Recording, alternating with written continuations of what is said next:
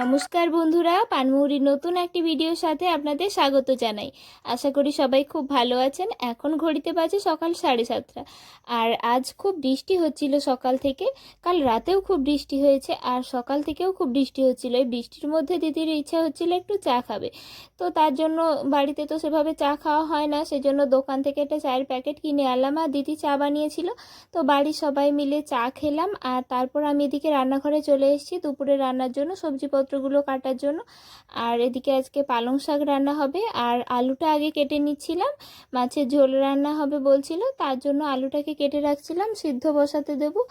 আর পালং শাকটাকেও বেছে রাখছিলাম। পালং শাকটাকে দিদি বললো পালং শাকের গোড়াটাকে আলাদা করে কেটে রাখতে, ওটা আলাদা করে রান্না করবে। তো ওটার জন্য আলু কেটে নিয়েছিলাম, সিদ্ধ করতেও বসিয়ে দিয়েছি। আর তারপর পালং শাকটাকে কেটে রাখলাম। তারপর এই পালং শাকের গোড়াটাকে ভালো করে চেঁচে পরিষ্কার করে রাখছিলাম, ওটাও রান্না হবে। আর আমার কাটতে কাটতে সবজিপত্রগুলো দিদিও রান্না করতে চলে এসছে। দিদি ওদিকে মাছ ভাজা করছিল, মাছের ঝোল রান্না হবে। আর পালং শাকের গোড়াটা রান্না করার জন্য বড়ি বের করে এনেছিলাম, তো বড়িটাও ভাজা করে নিচ্ছিল মাছের ঝোলটা রান্না হয়ে যাওয়ার পর। আর এদিকে পালং শাকের গোড়া, আলু, বেগুন আর বড়ি দিয়ে রান্না হবে। তো মাছের ঝোলটা হয়ে গেছে আর এদিকে বড়ি ভাজাটা বসেছিল, তো বড়ি ভাজাটা হয়ে গেছে। আর এই বড়িগুলো হচ্ছে আমাদের বাড়িতেই বানানো বড়ি, বছরে একবার তৈরি করে রাখা হয়, তো ওই বড়িটাই সারা বছর খাওয়া হয়। তো বড়িটা ভাজা হয়ে যাওয়ার পর এদিকে পালং শাকের গোড়াটাও রান্না করতে বসিয়ে দিয়েছে। আপনারা কখনো খেয়েছেন পালং শাকের গোড়া? তো এটা আমি তো প্রথমেই খেলাম, আগে হয়তো রান্না করেছে আমার ঠিক মনেও পড়েনি। আমার বাড়িতে তো এটা প্রথমই হচ্ছে।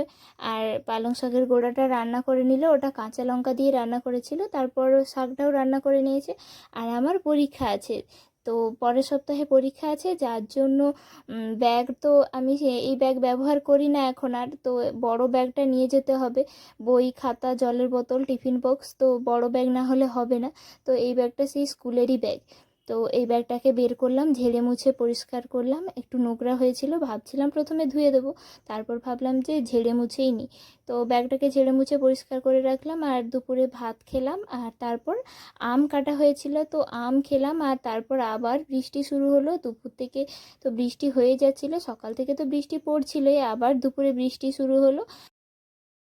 আর এই বৃষ্টিটা হওয়ার জন্য এই গরমের মধ্যে একটু যেন আরাম আরাম মনে হচ্ছিল, একটু যেই একটু ঠান্ডা ঠান্ডা ভাব হয়, তো ওটাতেই বেশ ভালো লাগছিল। আর আমার তো ঘুমোতে বেশি ভালো লাগে, বৃষ্টি হোক আর গরম, গরমে তো আর সেভাবে ভালোভাবে ঘুমোনো যায় না, বৃষ্টি হলে তো আমার খুবই ভালো লাগে, সারাদিন ঘুমিয়ে থাকবো মনে হয় যেন। তো কী করা যাবে, সারাদিন তো আর ঘুমোলেই হবে না। বিকালে পড়ানো ছিল, তো দুপুরে ঘুমিয়ে গেছিলাম। আর ঘুম থেকে উঠে বিকালের দিকে বৃষ্টিটাও বন্ধ হয়ে গেছিলো, বাচ্চারা পড়তে চলে এসেছিলো। তো বিকালে বাচ্চাদেরকে পড়ালাম, আবার সন্ধ্যার দিকে বৃষ্টিটা শুরু হয়ে গেছিলো। তো পড়িয়ে ওদের ছুটিয়ে দিয়ে দিয়েছিলাম তাড়াতাড়ি, যেহেতু বৃষ্টি পড়ছিল আর ওদের আর স্কুলও ছিল না, তার জন্য বাচ্চারা তাড়াতাড়ি পড়তে চলে এসেছিলো, তাই জন্য তাড়াতাড়ি করে ছুটি দিয়ে দিলাম আর সন্ধ্যা দিলাম। তারপর তারপর সন্ধ্যায় দিদি বানিয়েছিল কলা দিয়ে প্যানকেক। তো দিদির মেয়ের জন্যই বানিয়েছিল, দিদির মেয়ে খেলো আর বাড়ির সবাই একটা একটা করে খেলাম।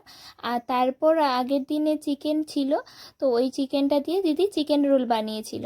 তো আমার তো এখনই দেখে জিভে জল চলে আসছে, আমার তো চিকেন রোল খুবই পছন্দের আর অনেক দিন পরই খেলাম। তো আজ ভিডিওটি এই পর্যন্তই। ভিডিওটি কেমন লাগলো অবশ্যই কমেন্ট করে জানাবেন, যদি ভালো লেগে থাকে অবশ্যই একটি লাইক করবেন। আর আমার চ্যানেলে আরও নতুন নতুন ভিডিও পাওয়ার জন্য অবশ্যই আমার চ্যানেলটি সাবস্ক্রাইব করবেন। তো আজ এই পর্যন্তই, টাটা।